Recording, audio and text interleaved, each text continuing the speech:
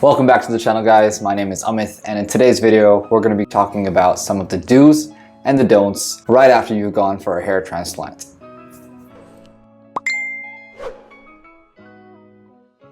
Now, if you're new on this channel, I've been documenting my entire journey of getting a hair transplant from Turkey. So about 6 months ago, I've been posting as much as I can basically about my hair transplant and what I went through, as well as providing some tips along the way for anybody who's looking to try to get a hair transplant or who's already gotten one. I do hope content like this interests you, and if it does bring you some sort of value, do consider liking and subscribing to join the family and watch me basically get a full head of hair.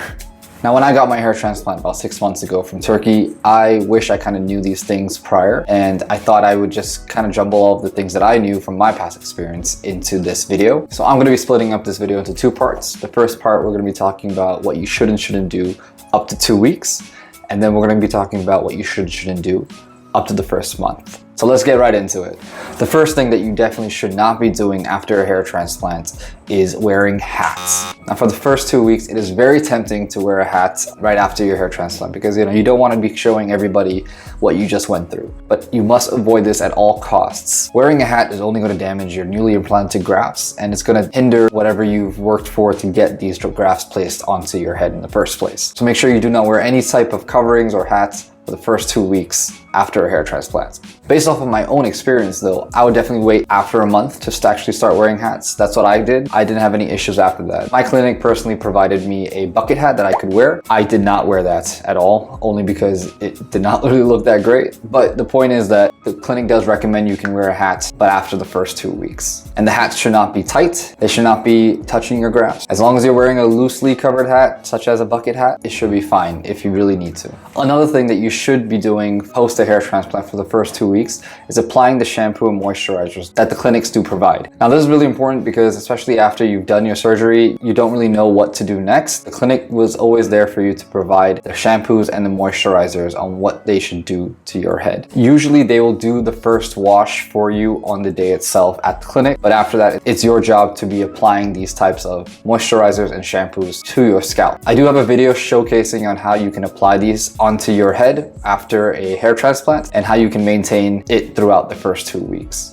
If you're interested in seeing how all that's done or need some advice on how to apply these types of moisturizers or shampoos after a hair transplant, you should definitely check that video out. It's linked in the description below. The moisturizers and shampoos that the clinics provide you have all the necessary nutrients and ingredients to help the healing process of your hair transplant. The clinic does definitely recommend you use it every day for the first 14 days. And like myself, I did as well. I used it every day as instructed, and it really helped me with my healing process afterwards. Using these will keep the area clean and expedite your healing process, and also relieve you of any sort of itching sensation. So make sure you do provide them as instructed from the clinic. The next thing that you should definitely not be doing or using after a hair transplant for the first 2 weeks is using any sort of hair product, hair dryers, or power showers. Yes, I said power showers. Your hair follicles will remain vulnerable for a while after your procedure. It is important to allow them to heal correctly before using any sort of hair products, hair dryers, as these can cause them to shift before they can heal, and you'll end up with not the result that you want. Usually your clinic would suggest when you can start using hair products or even a hair dryer. The timeline usually is about 45 days post-op, but for the first 2 weeks, it's a definite no-go. You should avoid that at all costs. So now that we've gone through the first 14 days of what you should and shouldn't do after a hair transplant, let's talk about what you should and shouldn't do up to the first month. This is a very obvious one. Definitely do not do any sort of heavy lifting while you're recovering from your hair transplant for the first month. Heavy lifting should be avoided as it can affect your healing process and impact it negatively. It's best to avoid any sort of high impact exercise or any contact sports for at least a month after your procedure to prevent any type of reopening of your healed follicles or incisions that have already been placed. This also just avoids any type of infection that actually might occur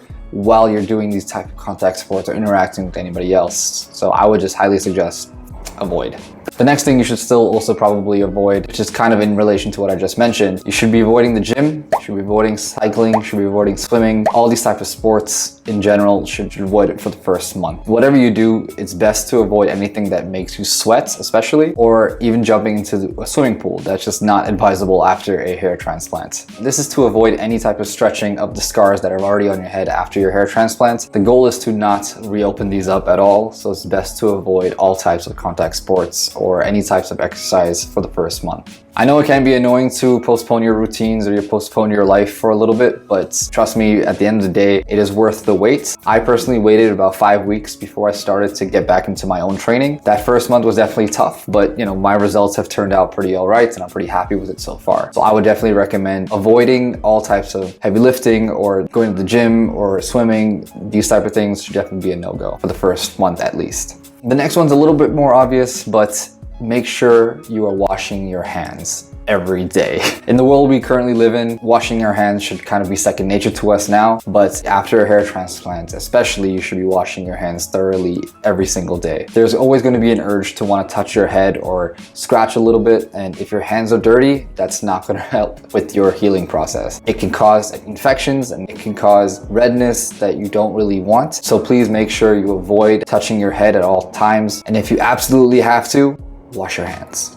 That wraps up my list of things that you should and shouldn't do after a hair transplant, for the first month at least. If you think I missed out something or if you have any other suggestions, definitely leave a comment below. I'm happy to respond and interact with you guys. I basically respond to mostly every question. Do consider liking and subscribing. I'm trying to post videos as often as I can and give you guys some useful tips and advice on a hair transplant if you're planning to get one. All right, that wraps up today's video. I hope you guys enjoyed and I will see you guys in the next one. Peace.